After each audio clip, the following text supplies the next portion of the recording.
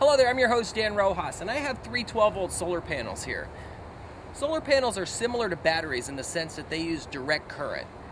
They differ though from batteries in that batteries always have the same voltage in them, whereas solar panels will produce more voltage to accommodate the load. So these solar panels are rated at 12 volt, but they actually produce 20 volts, a little bit more than that, almost 21 volts with no load to them. Now I'm going to be showing you some different configurations of how you can raise the voltage using these, and basically how you can combine a couple of these together to increase the amperage to get more power out of them. The main reason that you'd want to increase the voltage on these panels is that there are some inverters out there that are 24 volt. They're a little bit more efficient than 12 volt inverters, so some people like those. Now these panels again are 12 volt, so what we're going to do is we're going to be taking these, I'm going to be showing you the voltage of one, then I'm going to be linking these together one way to show you how to increase the voltage, and I'm also going to be linking them together another way to increase the amperage. What I'm going to do is I'm going to hook up one panel by itself. This is without a load, and you can see that this one produces 21 volts. Now what I'm going to do is I'm going to hook these together positive negative, to where the positive of one is hooked to the negative, and you're going to end up with an extra positive and negative, and we're going to connect to that.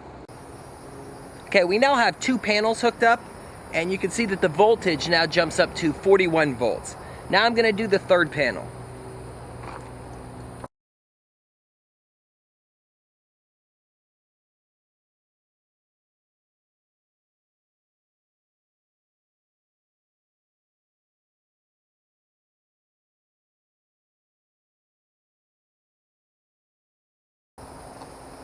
With three panels hooked together, you can see that this jumps up to 61 volts. Now this is 61 volts at about a half an amp, so there's not a lot you're going to find that runs off of that. But by putting two together, you end up with the 40 volts, which when there's a load put on it, pulls it down to 24 volts, and that will run an inverter. Now the way that you would take three of these panels and put them together for a practical use would be to hook all the positives and all the negatives together.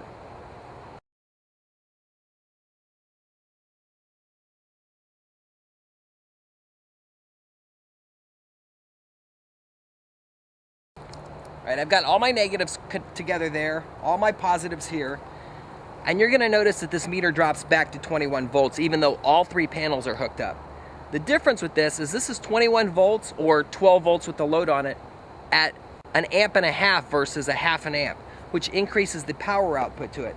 So a panel by itself will not run this motor.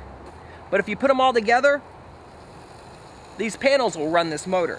Now, you don't want to ever run a motor with them hooked at the higher voltage, because if it's a 12 volt motor, direct current motors can run off of a lower voltage, but they can't run really good off of a higher voltage. You can burn them up after a short time. So that's one way to do it.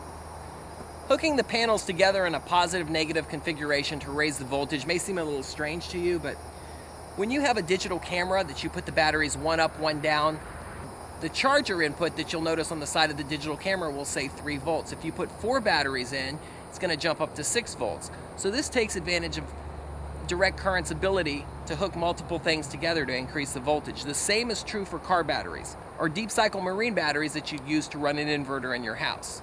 By doing this, you can take several systems like I have back here and link them together to either create more amperage or a higher voltage to accommodate your needs. The 45 watt system behind me takes advantage of this.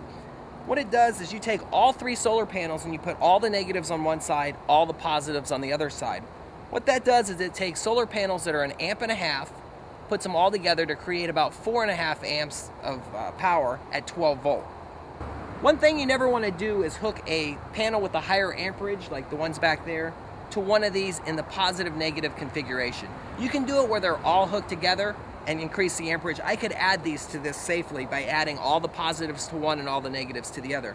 To do the positive negative configuration, it's okay to do if you just are testing the voltage, but if you actually put a load on there at the higher voltage, the higher amperage from that panel can destroy one of these. So that's just something to know. Putting them all together where all the positives and all the negatives doesn't really matter so long as the voltage is the same. You're going to end up with just a higher amperage and it's going to produce more power. Now the same is true for batteries. You can take batteries and link them together the same way. You can hook a battery positive negative on a 12 volt car battery, you end up with 24 volts.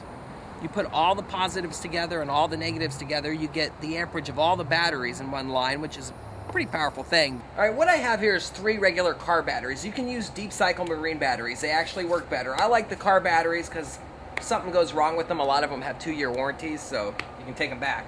But I have 1 battery hooked up right now. We're not going to be using this 3rd one for this example. But you can see that that single battery produces 12 volts.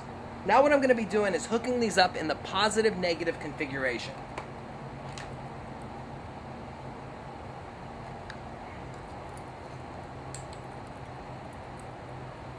So I'm going to be taking the negative from this car battery and hooking it up to the positive on this one. And then I'm going to be completing the circuit out here with this one. You can see that the voltage jumps up to 25 volts. So car batteries are basically, all direct current's going to do that.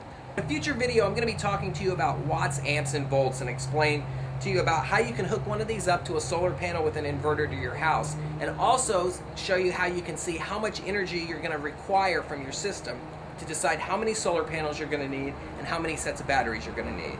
I'm your host, Dan Rojas. Thank you for watching.